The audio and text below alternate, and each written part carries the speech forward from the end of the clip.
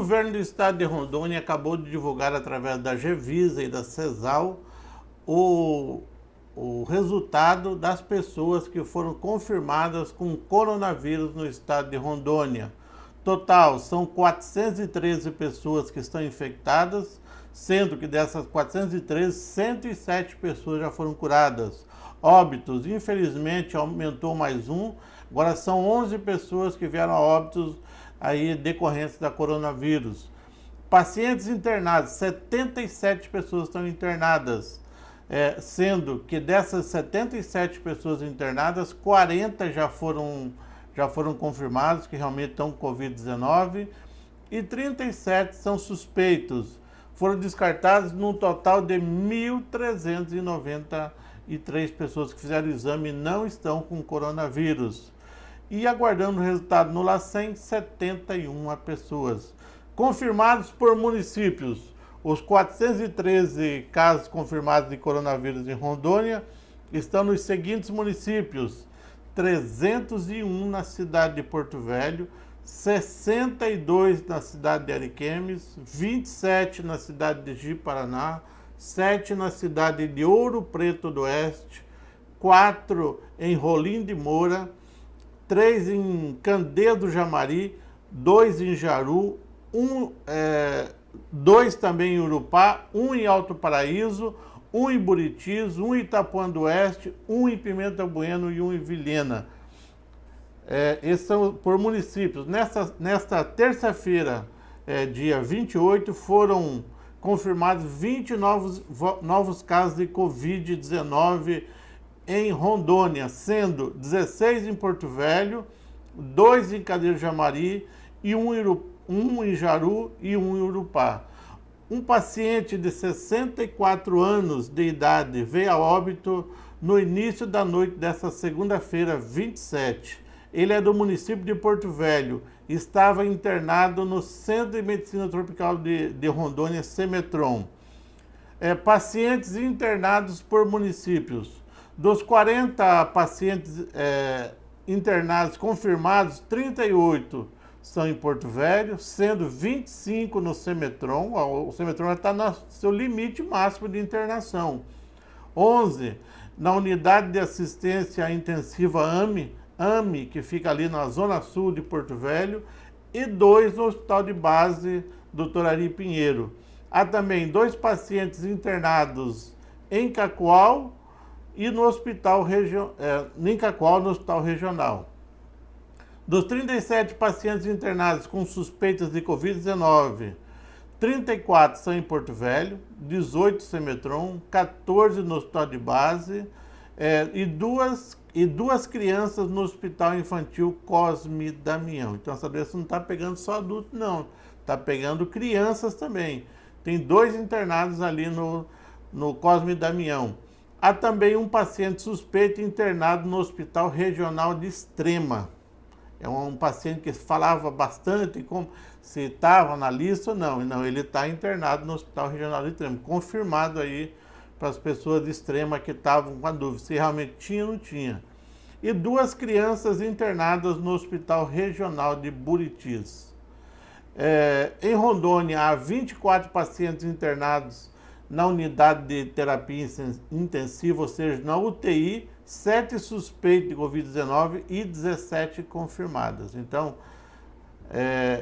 esses são os números de Rondônia. A Gevisa ressalta que os dados não são lidos e atualizados imediatamente pelo Ministério da Saúde. Por isso, há atraso, delay no registro de casos que estão sendo acompanhados diariamente por equipes de saúde nos municípios de Rondônia. E vale ressaltar aqui, e falar mais uma vez aqui, Rondônia está com 413 casos confirmados de Covid-19, sendo que 107 pacientes já estão curados e 11 vieram a óbitos. Eu sou o jornalista Everaldo Fogaça e a qualquer momento podemos voltar com informações relevantes aí à população do modo geral. Valeu, um abraço, já voltamos. Você está assistindo Programa do Fogaça. no oferecimento de site O Observador e Rádio Rio Madeira. Eu chamo a julgamento a ação de investigação judicial eleitoral 0601-868, dígito 16, que tem como relator o desembargador Alexandre Miguel e autor o Ministério Público Eleitoral e réu Aélcio José da Costa. O relatório está lançado nos autos, indago do doutor Nelson Canedo e do doutor Procurador Regional, se podemos dispensá-lo. Podemos. Sim, senhor. Então, doutor Procurador, o senhor tem a palavra pelo tempo regimental. Boa tarde a todos, membros dessa Corte Regional Eleitoral. Temos em julgamento a ação de investigação judicial eleitoral proposta em face de Aélcio José Costa, candidato eleito ao cargo de deputado estadual nas eleições de 2018, sob a caracterização da prática de abuso de poder e uso indevido dos meios de comunicação nos termos do artigo 22 da Lei Complementar 64. Em sua defesa, o investigado requereu preliminarmente o reconhecimento da decadência da ação em razão da ausência de formação de litisconsórcio passivo necessário entre candidato, emissora de televisão, produtora Rondônia de Coração, além de seus representantes legais. No mérito, sustentou a regularidade na veiculação da atividade parlamentar e a veiculação do programa em anos anteriores ao pleito eleitoral de 2018. Quanto à procedência da preliminar de ausência de formação de litisconsórcio passivo necessário, reitera-se a manifestação já juntada aos autos com as seguintes ponderações. Na data de ontem, a defesa do representado juntou cópia de contrato de locação firmado entre a empresa Sistema Meridional de Comunicação e a empresa Rondônia de Coração. Afora a condição de pessoa jurídica da suposta litisconsórcio passiva, o contrato juntado deixa claro que, cláusula 6ª, a locatária providenciará a veiculação de advertência em áudio e caracteres ao início e final de cada programa, que o programa Rondônia de Coração é uma produção independente, sendo sua exclusiva responsabilidade o conteúdo do programa. Cláusula 7ª. A locadora não terá nenhuma participação ou responsabilidade na produção do programa de Rondônia de Coração, devendo a locatária utilizar seus próprios meios para produzir e entregar o programa gravado. E, por fim, na cláusula 9ª, a locatária se obriga a respeitar e cumprir integralmente as normas de serviço de radiodifusão e não poderá apresentar merchandising de políticos ou partidos políticos, nem mesmo em forma de simples apoio, ficando firmado que, caso venha ocorrer, o programa será imediatamente e irrevogavelmente suspenso e o presente instrumento cancelado. Quanto à empresa Rondônia de Coração, Produção, Comunicação e Marketing, igualmente inviável sua inclusão no polo passivo da presente demanda, porque ostenta a condição de pessoa jurídica insuscetível de sancionamento por meio da ação de investigação judicial eleitoral, conforme remansosa jurisprudência do TSE. Deve-se destacar que a referida empresa tem por sócias Luciene Martins de Souza Costa, cônjuge do representado, e Jéssica Luana Costa, filha do representado, circunstância que demonstra que não passa de representação societária dos interesses do próprio representado. Além disso, excelências, a presente ação não imputa fatos ilícitos à referida pessoa jurídica, mas tão somente ao representado, na condição de apresentador do referido programa. Portanto, esta AIGE trata de atos praticados pessoalmente pelo representado, que se utilizou pessoalmente de programa e horário televisivo em favor da sua campanha pessoal para o cargo de deputado estadual. Nesse sentido, eu cito a jurisprudência do TSE, abro aspas, para a aferição da necessidade de formação de litisconsórcio passivo, é suficiente a aplicação da teoria da asserção, devendo integrar o polo passivo da ação apenas as pessoas às quais seja diretamente atribuída na petição inicial a prática de condutas ilícitas. No caso, a conduta de particulares não está individualizada na narrativa dos fatos trazidos na petição inicial, de modo que a sua inclusão no polo passivo não é indispensável para o juizamento da causa, fecho aspas, ação cautelar 060397834, relatoria do ministro Luiz Roberto Barroso. Portanto, verifica-se que o investigado figura a um só tempo como autor do ilícito e beneficiário da conduta abusiva. A tentativa de buscar responsabilizar terceiros, pessoas jurídicas e familiares, que sequer foram mencionados na prática dos atos que constituem objeto da presente ação, consiste naquele duplo twist carpado hermenêutico mencionado pelo ex-ministro do STF, Aires Brito. No mérito, destaque-se que a presente ação eleitoral tem por fundamento a apuração da prática abusiva que desequilibrou a isonomia entre candidatos e, consequentemente, afetou a legitimidade do resultado do pleito. A presente AIDE trata da utilização indevida por parte do investigado do programa Rondônia de Coração, mediante a exibição excessiva de clipes, reportagens e comentários referentes às obras públicas decorrentes de recursos oriundos de suas emendas parlamentares, visando ao benefício próprio por sua promoção pessoal. O artigo 22 da Lei Complementar 64 dispõe expressamente quanto à possibilidade de abertura de investigação judicial para apurar o uso indevido, desvio, abuso de poder econômico, do poder e autoridade, ou a utilização indevida dos meios de comunicação social em benefício de candidato. Sobre o tema, leciona Rodrigo Lopes Ilho que, abro aspas, a utilização indevida dos meios de comunicação social ocorre sempre que um veículo de comunicação não observar a legislação de regência, causando benefício eleitoral a determinado candidato, partido ou coligação. Fecho aspas. No presente caso, verifica-se que o investigado abusou do direito de divulgar seus feitos políticos enquanto deputado estadual. Nesse sentido, a gravidade circunstancial verificada no fato de o programa Rondônia de Coração ter sido exibido diariamente, à exceção do sábado, de ter atingido um elevado número de pessoas, o que é inerente ao meio televisivo, e, sobretudo, de ter utilizado parte significativa do seu tempo de duração para exibir feitos políticos realizados ao longo do mandato do investigado, gerou efetivos riscos à lisura, à normalidade e à legitimidade do processo eleitoral. Dessa forma, a exacerbada divulgação dos feitos políticos do investigado, ocorrida durante a apresentação do programa Rondônia de Coração, foi um instrumento evidentemente hábil para influenciar o telespectador eleitor, associando o parlamentar à ideia de comprometimento e competência, o que certamente desequilibrou o pleito eleitoral.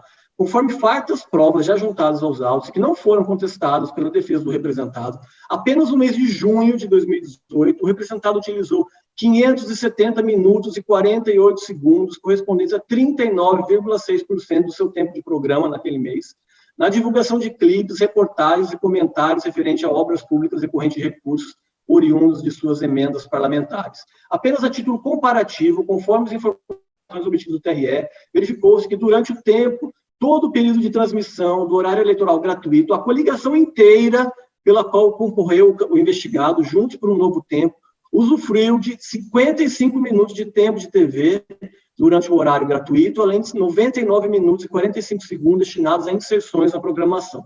Portanto, apenas no mês de junho de 2018, o candidato sozinho teve tempo de exposição da sua plataforma eleitoral em rede televisiva de comunicação superior, tempo superior em quase 4 vezes o tempo usufruído por todos os candidatos integrantes da sua coligação durante todo o horário eleitoral gratuito. Logo, é incontestável que 570 minutos e 48 segundos de exibição de atos parlamentares em espaço televisivo particular configura, a um só tempo, ato abusivo de natureza grave e indevida utilização dos meios de comunicação, suficientes para desequilibrar o pleito em favor do candidato. Tal entendimento foi consagrado na justiça, na jurisprudência do TSE, já juntado a estes autos, na qual faço o seguinte destaque, abro aspas.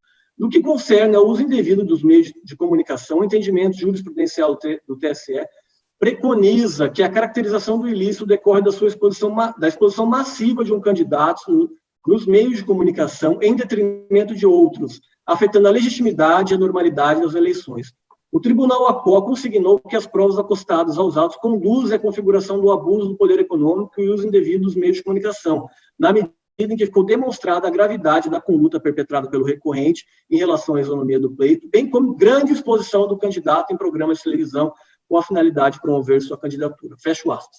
Além disso, a alegação de que os fatos ocorreram antes do pleito do período eleitoral de 2018 é pueril e faz parte da própria lógica da presente ação eleitoral. Além disso, a alegação de que as apresentações em questão não violaram o artigo 36A, inciso 4 da Lei 9.504, que trata da propaganda antecipada, não interfere na possibilidade de configuração da prática de abuso de poder ou uso indevido dos meios de comunicação, conforme jurisprudência do TSE. Abro aspas. A propaganda eleitoral antecipada massiva, mesmo que não implique violação explícita ao artigo 36A da Lei 9.504, pode caracterizar ação abusiva sob o viés econômico a ser corrigida por meio de ação própria. A produção de farto material de pré-campanha e de campanha no período imediatamente anterior ao eleitoral e com o investimento de grande quantia de dinheiro caracteriza o abuso de poder econômico descrito no artigo 22, inciso 14 da Lei Complementar 64, e, por consequência, implica a cessação de todos os beneficiários bem como a decretação da inelegibilidade dos diretamente envolvidos, por quanto possui gravidade capaz de comprometer a lisura do pleito. Recurso ordinário 060-1616-2019, relator ministro Og Fernandes. Por fim, a defesa apresentou confissão lógica da reiterada prática dos fatos que constituem objeto da presente ação, ao afirmar que fatos análogos foram praticados ao longo de anos anteriores e que não foram contestados por essa PRE.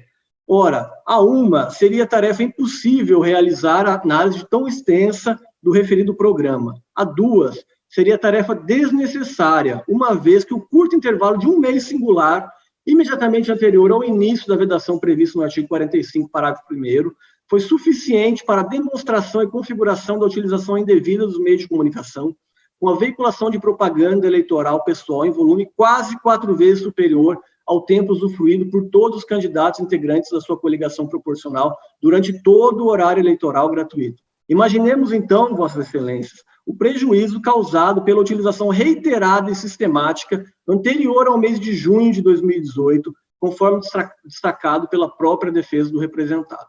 Por tais razões, a Procuradoria Regional Eleitoral requer a procedência da presente ação de investigação judicial eleitoral, a fim de que seja determinada a cassação do diploma conferido ao candidato Aélcio José Costa e declarada sua inelegibilidade pelo período de 8 anos. Excelências, conforme foi bem narrado pelo órgão acusador, então trata-se de uma veiculação ocorrida no mês de junho do ano 2018 de atos parlamentares do deputado Aélcio da TV, que concorria à época ao cargo de deputado estadual, reeleição.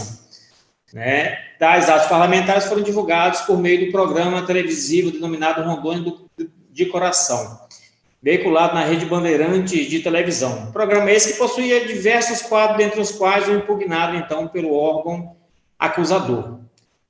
Ainda, segundo consta na peça vestibular, e documentos que se tornaram controversos nos autos, tal programa era alocado da Rede Televisão no valor total de R$ 4.500 mensais, pagos, então, com recurso privado.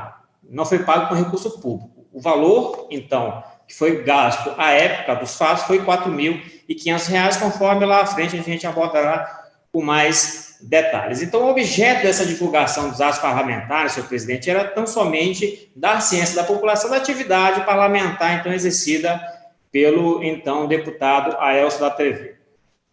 Excelência, das provas contidas nos autos, e apesar de não ser citado pelo órgão acusador, foram colhidos diversos depoimentos de várias testemunhas, juntados vídeos, documentos ao processo.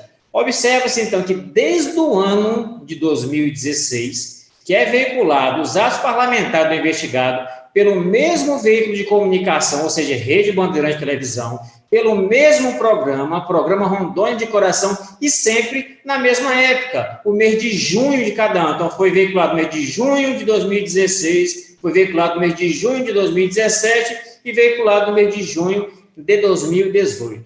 Portanto, Excelência, se tornou indiscutível nos autos, já que o promovido juntou, inclusive, aos autos os vídeos dos anos 2016 e de 2017, que no transcorrer desses 3 anos, ou seja, 2016, 2017, 2018, sempre foi usado o mesmo formato de veiculação, sem qualquer tipo de oposição por parte do órgão acusador, que certamente teve acesso à veiculação nos anos 2016 e 2017, sem esboçar qualquer tipo de manifestação. Ele impugnou nesta ação tão somente o que foi veiculado no ano 2018, desconsiderou por completo aquilo que foi veiculado do mesmo modo em 2016 e 2017. Dessa forma, Excelência, é uma grande contradição nessa ação, o órgão acusador ter ciência de que a divulgação da atividade parlamentar vem ocorrendo desde o ano de 2016 no mesmo formato, mas impugnar somente a veiculada no ano 2018. Ou seja, desconsiderou por completo a divulgação ocorrida no ano 2016 e 2017, considerando-as, então, plenamente regular. Essa estranheza, Excelência, deriva no fato que, mesmo que o suposto abuso tenha ocorrido em anos anteriores à da eleição, mas praticado também no ano eleitoral, mesmo assim a jurisprudência do TSE entende que pode sim configurar o tipo abusivo. Não é aquele ato praticado tão somente no ano de eleição. Nos anos anteriores também ele serve de base para o tipo abusivo.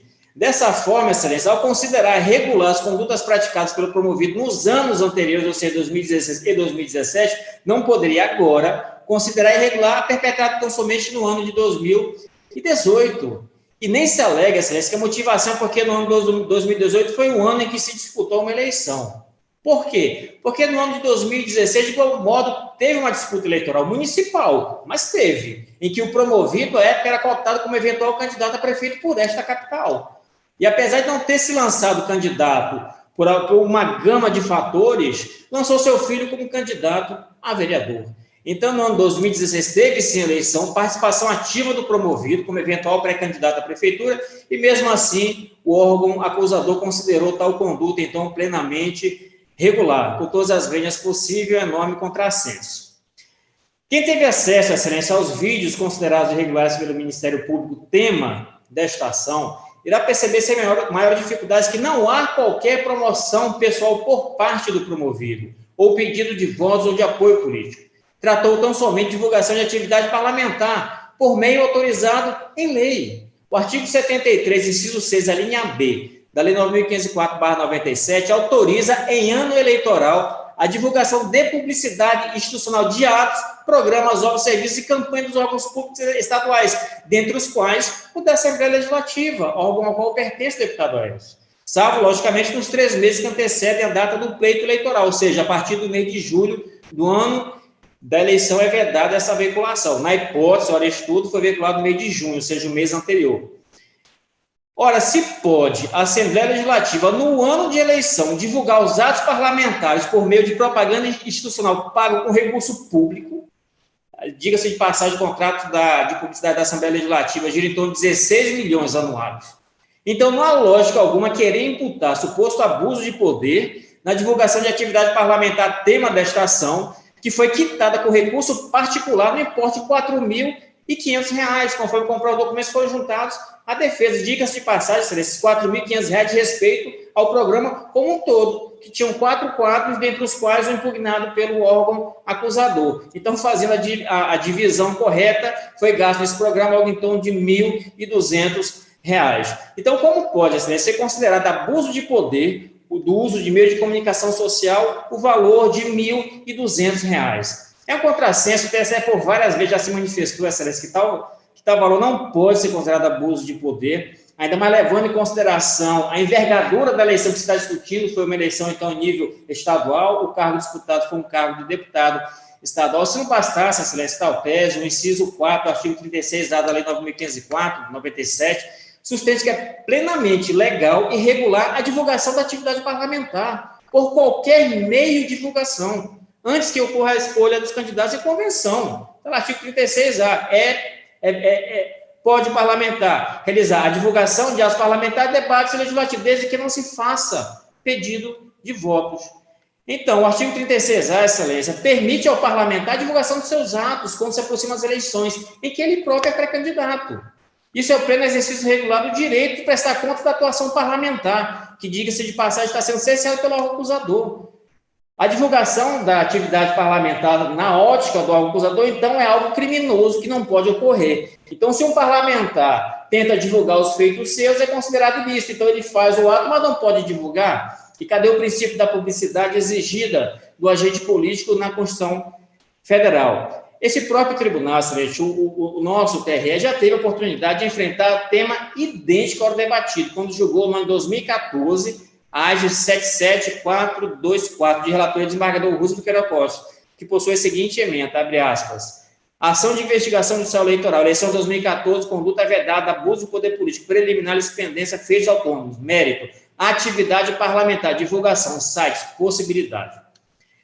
Não configura conduta vedada ou abuso de poder político a divulgação de mensagens relacionadas à atividade parlamentar na qual estão ausentes menção à eleição, pedido de votos ou apresentação de razões que incitem o eleitorado a ideia de que o beneficiário é o mais apto para o exercício do cargo em disputa. Impedir o acesso do cidadão às notícias relacionadas às atividades legislativas de candidato à reeleição é frustrá-lo do conhecimento das ações empreendidas pelos postulantes do cargo, diminuindo a essência do pleito, que é a qualidade da escolha. Então, o relator, à época, disse, abre aspas, impedir o acesso do cidadão às notícias relacionadas às atividades legislativas de candidato à reeleição é frustrá-lo do conhecimento das ações empreendidas pelos postulantes ao cargo, diminuindo a essência do pleito, que é a qualidade da escolha. Como é que o eleitor vai saber se o candidato é mais apto ou não, já que ele está proibido, na ótica do Ministério Público, de veicular as suas atividades? Então, no âmbito, Excelência, no âmbito político eleitoral, a proeminência da liberdade de expressão deve ser incentivada, porque os eleitores devem ser informados das ações parlamentares, por óbvio, praticadas pelos detentores do mandato eletivo, sem que isso implique qualquer uso devido do meio de comunicação social. Dessa forma, Excelência, a veiculação da atividade parlamentar, da forma como ocorreu, ela faz parte do processo democrático, em que os detentores dos mandatos eletivos, como ocorreu com o deputado, ele se credencia pelos seus feitos e se descredencia pelos seus erros. Esse é o real 16A. Excelência, tem 1 minuto. Excelência, a prova testemunhal, ela fala que não houve pedido de votos. A testemunha Regina fala, abre aspas, foi perguntado dela, quem fiscalizava a obra era só o conselheiro ou o deputado também fiscalizava a obra? A testemunha respondeu, ele acompanhava as obras, até mesmo para dar publicidade para a comunidade saber que as escolas do tempo integral estavam sendo atendidas, porque era uma necessidade dessas construções, essas adaptações, para que a comunidade soubesse o que estava acontecendo, ou seja, essa veiculação era necessária para a própria comunidade saber o que estava acontecendo e também fiscalizá-la. Portanto, Excelência, a ação proposta pelo órgão ministerial deve ser julgada improcedente. Era o que você tinha a sustentar, Excelência. Muito obrigado, doutor Canedo, eminente relator. Pois bem, senhor presidente, então uma preliminar de decadência. O ato apontado como abusivo se refere à divulgação de atos parlamentares do deputado Aélcio José Costa no programa Rondônia de Coração, que pertence à empresa Rondônia de Condução, pelo menos pertencia à empresa Rondônia de Coração, Produções, Comunicação e Marketing. A referida atração foi exibida no canal da Rede Bandeirante de televisão em horário locado pela Rondônia de Coração durante o mês de julho de 2018, que é o ponto central aqui da questão. O investigado argue que o feito deve ser extinto ante a ocorrência de decadência. A preliminar baseia-se na tese de que a emissora de televisão que veiculou o programa, bem como a empresa responsável ou seus responsáveis legais, deveriam compor o polo passivo da ação.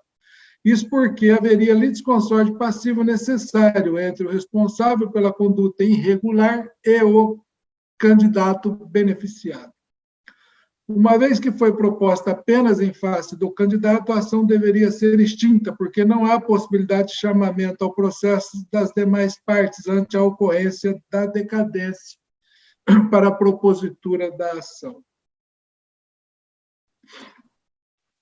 O julgado no TSE mencionado pelo investigado, no recurso especial eleitoral 48.356, não se coaduna com a moldura fática dos autos. No referido caso, entendeu-se pela exigência de litisconsórdio por se tratar de hipótese em que a conduta é realizada por terceiro, sem a participação do beneficiado.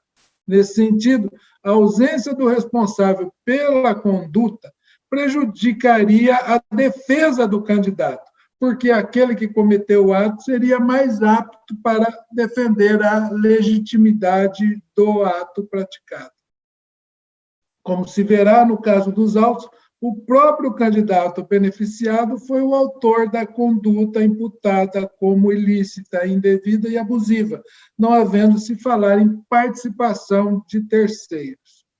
Assim, o investigado detinha todas as informações e todos os elementos para sua ampla defesa. Era dele o programa, a apresentação era dele, e ele expunha os fatos conforme a sua conveniência.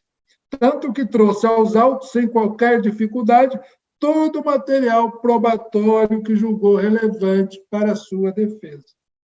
Além disso, no julgamento do recurso especial eleitoral 50.120, foi sinalizada a necessidade de alterar o entendimento para casos referentes à eleição de 2018, no tocante à presença de litisconsórcio necessário.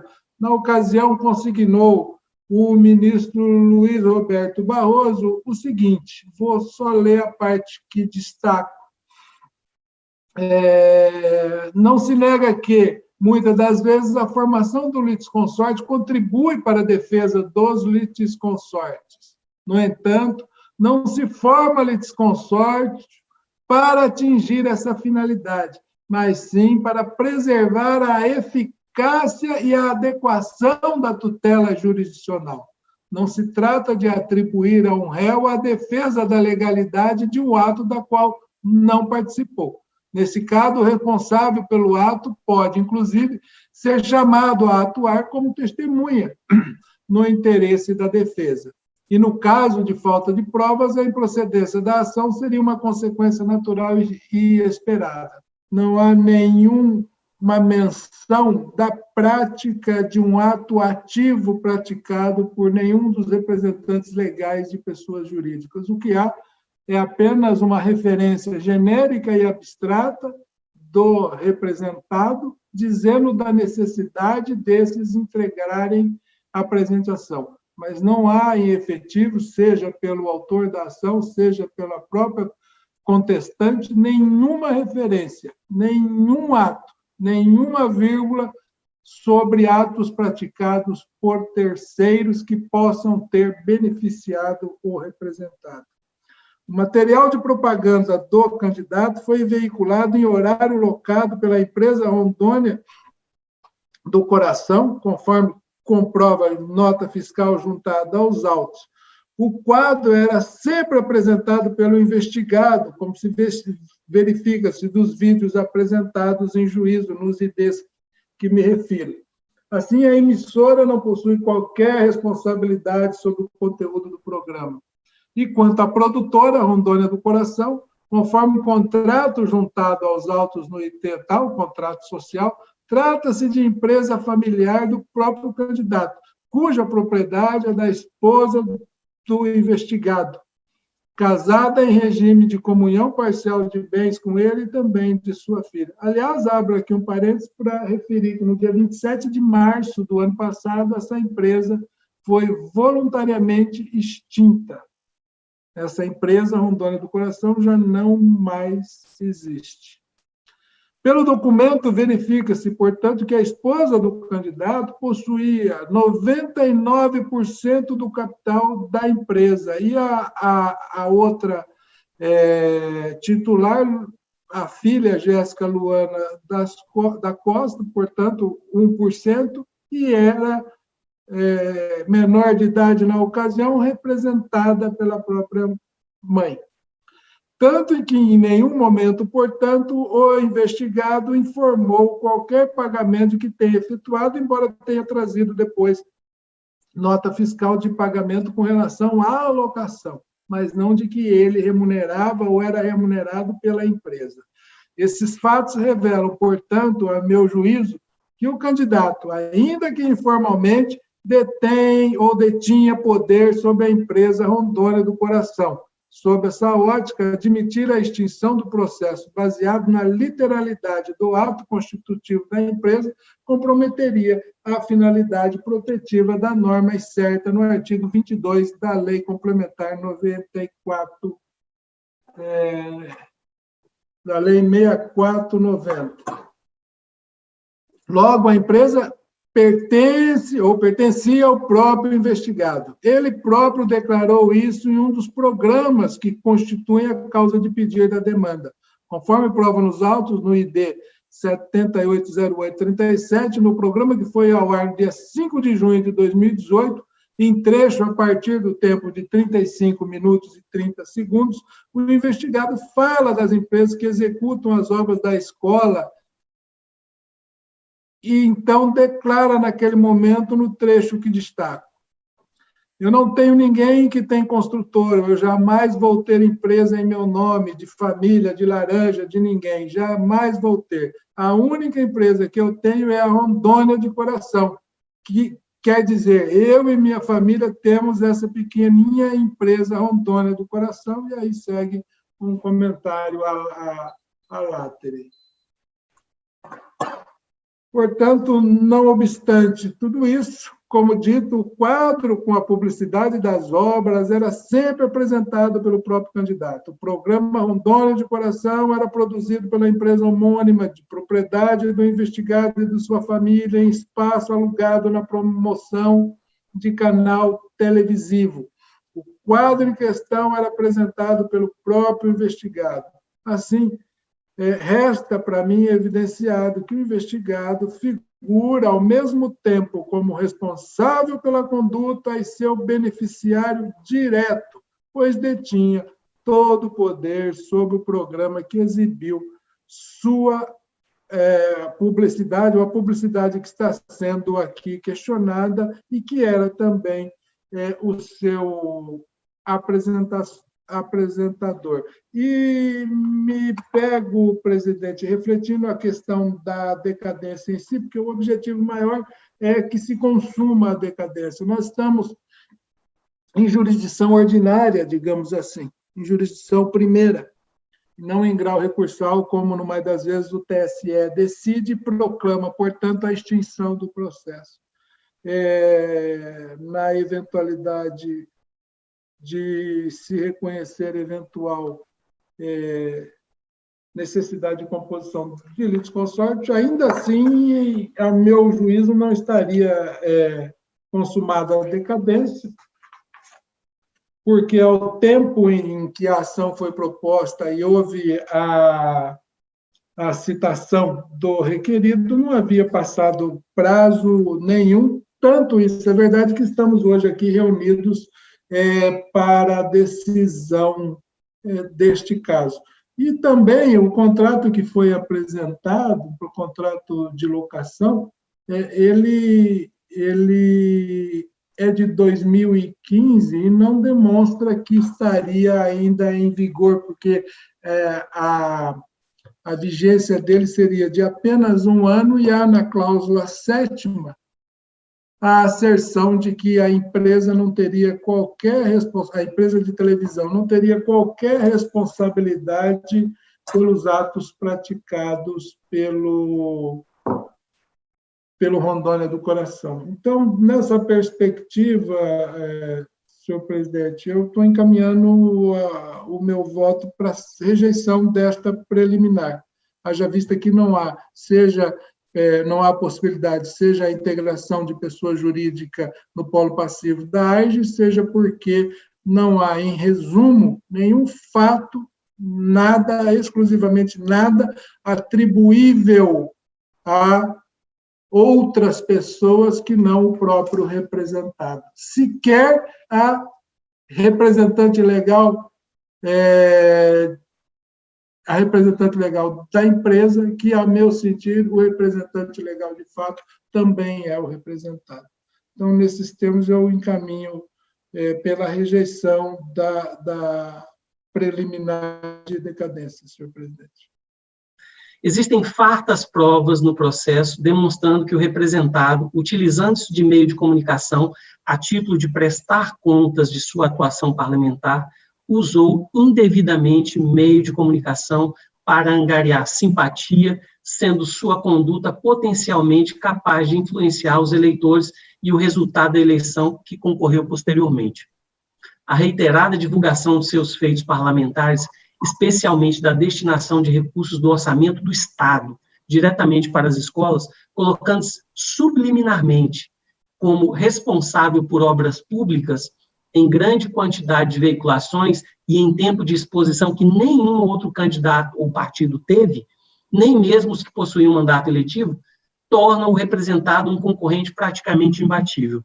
Tanto que, na comunidade onde ele apresenta o seu programa, o município de Porto Velho foi o mais votado, como bem ressaltou o eminente relator. Destaco um trecho mencionado pelo eminente relator da transcrição de programas televisivos apresentados pelo representado.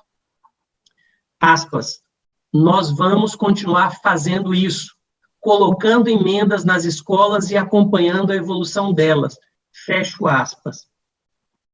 Ora, menos de 2 meses antes da eleição.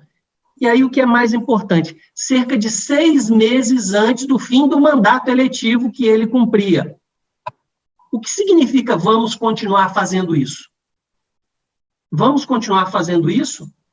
Então, ele está se referindo a um próximo mandato.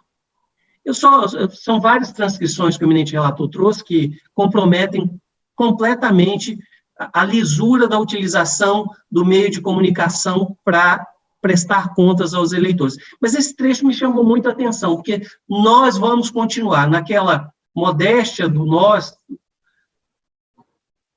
O candidato, ou o potencial candidato, diz que vai continuar fazendo isso.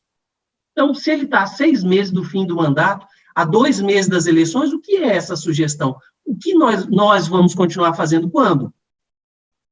Pois bem, o representado, sem qualquer dúvida, se beneficiou da larga exposição no meio de comunicação para demonstrar suas qualidades de parlamentar e de potencial candidato.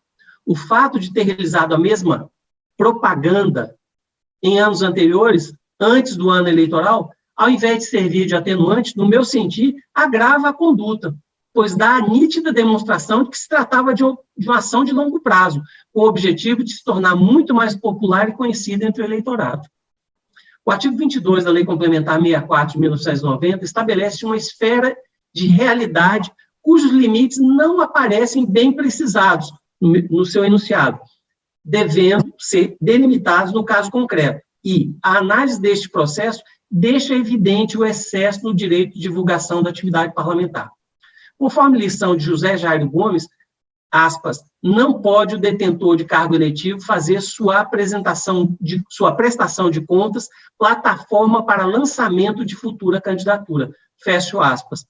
As provas produzidas demonstram ofensa ao bem jurídico tutelado pela ação de investigação judicial eleitoral, que é a normalidade e legitimidade das eleições. Com essas considerações, senhor presidente, me fiando integralmente no voto do eminente relator, que analisou com completude toda a situação colocada no processo, acompanho integralmente o eminente relator. Como voto? Doutor Marcelo. Senhor presidente, vou primar por ser breve, não necessariamente significa uma incúria com relação ao processo. Eu fiquei muito atento a todas as manifestações até aqui empreendidas, e estou me filiando à tese do senhor relator. Não vejo como interpretar esse caso como uma atuação em conformidade com as regras eleitorais. Não vejo também o programa exibido por via televisiva como uma forma de prestação de contas ou então de fiscalização, porque o candidato ele somente fez a fiscalização das obras dele. Então, aí há uma quebra da impessoalidade. Então, há, sim, uma violação às regras eleitorais. E essa violação às regras eleitorais comprometeu, efetivamente, em meu sentir, a condução das eleições. Então, estou corroborando e ratificando, tomando como minhas as palavras emitidas pelo relator e pelo juiz Elísir Bueno, pedindo vênias, logicamente, ao juiz Cleide. Doutor Francisco. Senhor presidente, demais membros da corte aí, senhor procurador eleitoral, advogado. Eu queria só destacar, eu até fui fazendo anotações ao longo aqui, tanto da tribuna do advogado, também do relator, que quando se destaca, né, que nos anos anteriores tinha sido a mesma conduta, como o doutor Elísir acabou de falar agora, e o relator, né, no seu brilhante voto, tinha também consignado, quer dizer, o fato de não ter sido tomada uma providência, eventual providência naqueles anos anteriores, não legitimam a irregularidade de 2018, quer dizer, não é porque você está fazendo uma coisa errada que nunca vai poder ser apurada, porque nos anos anteriores, eventualmente, passou por um descuido ou por algum outro motivo, isso não vai dar direito que você permaneça, não é um sistema, não é uma inércia que a coisa segue adiante sem que possa ser interrompida essa eventual irregularidade. Também ficou muito claro, né, que essa prestação de contas que ele fazia sempre no mês de junho, que era o limite quando ele colocava, né? E ele destacou isso, inclusive no voto do relator lá, quando consta que no dia 4/6, lá no programa, ele diz assim: vocês vão estar vendo aí no próximo programa, na terça-feira, a gente visitando as obras das emendas de 2017, né? Mas nós vamos mostrar um clipezinho aí das obras de 2016. Afinal de contas, está terminando o prazo, né? Eu só posso ficar no ar até 30 de junho, né? Ou seja, ele tinha plena consciência que ele estava fazendo uma concentração de informações naquele período em que antecedia, né, que era vamos dizer assim, o limiar dele, da possibilidade dele estar dentro do programa. Então, ele fez os clipes, juntou, e esses clipes eram reiteradamente repetidos em todos os programas, ou seja, para concentrar essa informação. Os demais, quando até o advogado menciona que a Assembleia divulga, né, as emendas dos parlamentares, há uma distribuição de tempo e que todos possam ser vistos, quer dizer, dos 24 deputados aqui de Rondônia. E no caso dele, não, era uma concentração da atividade dele, específica dele, quer dizer, é evidente que deixava às vésperas do afastamento dele para concorrer ao pleito, que ele era o cara, quer dizer, era aquele que fez tudo, e também esse de usar, eu estou acompanhando, eu fiz a liberação, eu estou fiscalizando, sendo que a gente sabe que as obras do governo têm todo um processo, por mais que seja direcionado o dinheiro, ele tem, é lógico que isso faz parte da atuação parlamentar de direcionar a emenda para determinado setor, ou determinado segmento, né?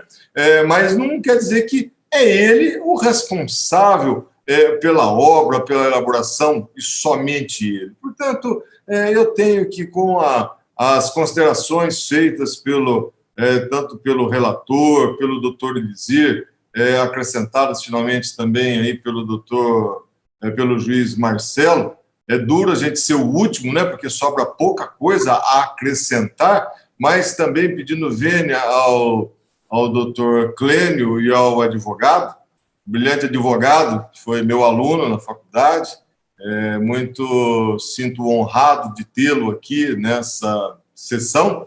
Eu vou acompanhar o relator. Apresentação julgada procedente à maioria, nos termos do voto do relator, vencido o doutor Clênio com lançamento de divergência nos autos e as declarações dos mais que assim desejarem. Nós temos ainda um processo para ser julgado e mais alguns assuntos administrativos. Nós estamos já há 2h15 em sessão. Indago se fazemos um pequeno intervalo de 5 minutos. Ok? Por favor. Então, vamos encerrar a gravação. Retomando a nossa sessão, eu chamo a julgamento a prestação de contas 06.120, dígito 12, de relatoria do doutor Elizir. Indago a todos se podemos dispensar o relatório, uma vez que lançado aos autos. Sim. Doutor Procurador? Presidente, caso bem simples de prestação de contas anual do Diretório Regional do Partido Comunista, PTB, relativo ao exercício financeiro de 2018, e eu vou reiterar o parecer já juntado aos autos pela aprovação com ressalvas das contas do diretório. Doutor Elizir? Senhor presidente, trata-se, como já adiantou o eminente procurador eleitoral, da prestação de contas do exercício financeiro do PCdoB de 2018. O órgão técnico deste tribunal e a Procuradoria Eleitoral se manifestaram pela aprovação das contas com ressalva. E como bem disse o eminente procurador, trata-se de uma questão bastante simples. A prestação de contas foi apresentada e existem duas impropriedades em relação a ela. Primeiro, não foi encaminhada à Receita Federal, nós temos precedente desta mesma corte de que isso caracteriza irregularidade, não apta a desaprovar as contas, mas de imputar apenas ressalvas. E a segunda é a respeito das contas mas a equipe técnica do tribunal teve acesso a essas contas e emitiu parecer dizendo que está tudo de acordo com a legislação. Então, sendo só esses dois itens, é o caso de aprovar com ressalva. Então, o meu voto é de votar no sentido de aprovar com ressalvas as contas do Diretório Regional do Partido Comunista do Brasil, no estado de Rondônia, referente ao exercício financeiro de 2018, com ressalvas. É o voto, senhor presidente. Excelente. O relator encaminha para a aprovação com ressalvas. Como vota o doutor Marcelo Estival? Da mesma forma, senhor presidente, não houve comprometimento da lisura da fiscalização por parte desse órgão, então estou acompanhando o relator. Doutor Francisco? Com o relator. Embargador Alexandre? Também com o relator, presidente. Doutor Clênio? Com o relator. Contas aprovadas com ressalvas do Diretório do Partido Comunista do Brasil, nos termos do voto do eminente relator. Há alguma anotação para a ata ou assunto relevante que deva ser tratado? Não havendo, portanto, nada mais a ser tratado, declaro encerrada a sessão. Podemos encerrar a gravação, tenho apenas avisos administrativos a dar. Você está assistindo Programa do Fogaça, no oferecimento de site O Observador e Rádio Rio Madeira. Senhores deputados, nós vamos, através da convocação coletiva, o requerimento de convocação coletiva aprovado por todo o plenário, onde convocou o senhor diretor do DR, Erasmo Meirelles, e demais diretores de departamentos desta autarquia. Nós vamos, se o diretor do DR quiser fazer alguma explanação, aí fica a seu critério. Se ele quiser fazer alguma explanação dentro do nosso regimento, concede um tempo ao diretor do DR, se quiser fazer alguma explanação antes. E depois vai ter as perguntas, vai ter as respostas. Se o senhor quiser fazer alguma explanação, onde o senhor está, ou ali da tribuna. Então o senhor tem 10 minutos aí para fazer a explanação do senhor, e depois nós vamos com os deputados as perguntas para tirar as dúvidas. Por 10 minutos, o diretor der com a palavra. Senhor presidente da Assembleia Legislativa do Estado de Rondônia, Laerte Gomes, demais deputados que compõem a mesa diretora, demais deputados da sessão plenária, é um prazer e uma honra estar aqui na Casa das Leis para expor o trabalho do DR, esclarecer as dúvidas aos senhores e, por fim, apresentar um trabalho a toda a sociedade. O Departamento de Estradas de Rodagem tem em seu principal a parte de infraestrutura rodoviária de Rondônia. Temos, além dessa missão principal, a parte da gestão de alguns aeroportos, bem como, recentemente, o ano passado, em agosto, tivemos também a atribuição de fazermos a execução do PAC, ou seja, são missões bastante complexas, em virtude, principalmente, da situação crítica que estamos. Então, todo munícipe, todo cidadão, ao transitar nas rodovias, nas linhas municipais, ele sente a necessidade de uma... É claro, a situação que nós atualmente, ela não surgiu de uma hora para outra.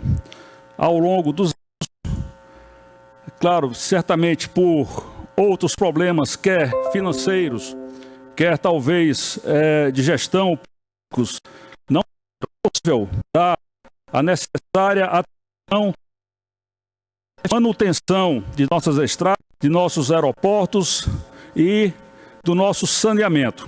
São vetores bastante importantes para a sociedade, porque a partir da infraestrutura é que tudo se desenvolve. Temos agora no período do coronavírus a parte crucial da logística, ou seja, distribuir os EPI, distribuir os testes, tudo passa ou por vias terrestres, fluviais ou aéreas.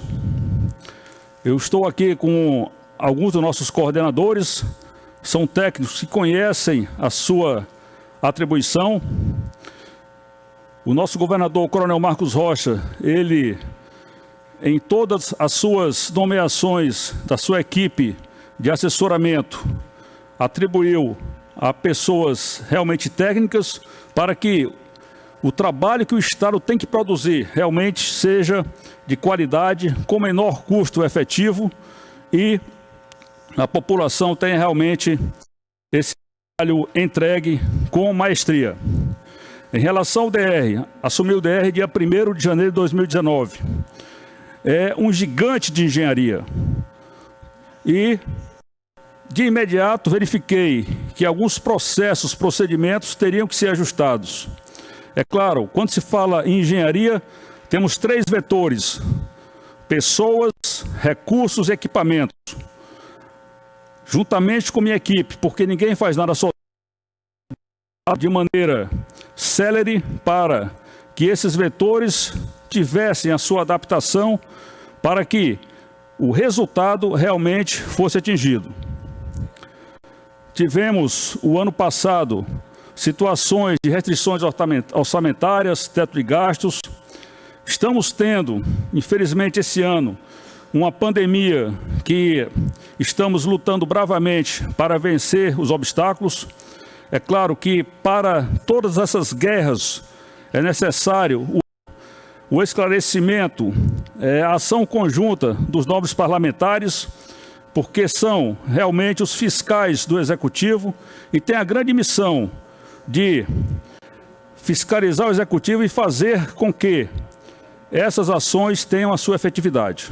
Era uma situação orçamentária que até o governador assumir era desconhecida. Bem, ao longo do primeiro ano, conseguiu-se reverter essa situação, tendo-se um superávit de quase 400 bilhões. A par de todo esse tempo, em todas as secretarias do governo do Estado, grandes ações foram feitas, grandes processos foram implementados e talvez seja uma percepção pessoal de alguma região, algum RO.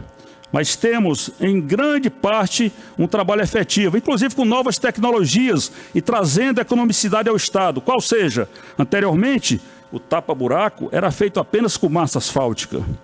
O DR foi muito criticado, inclusive porque está lançando barro para tapar buraco. Não, é o solo cimento.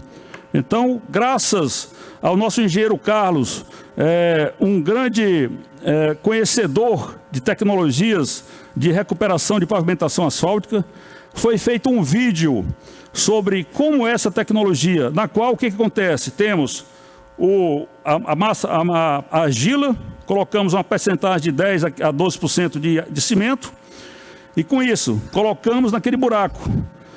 Após uma cura, é feita então a cobertura com apenas 5 centímetros de asfalto, uma breve camada asfáltica. Ou seja, isso está sendo feito, foi feito desde o início do ano passado, isso está sendo feito na BR-364 pelo DENIT, recentemente.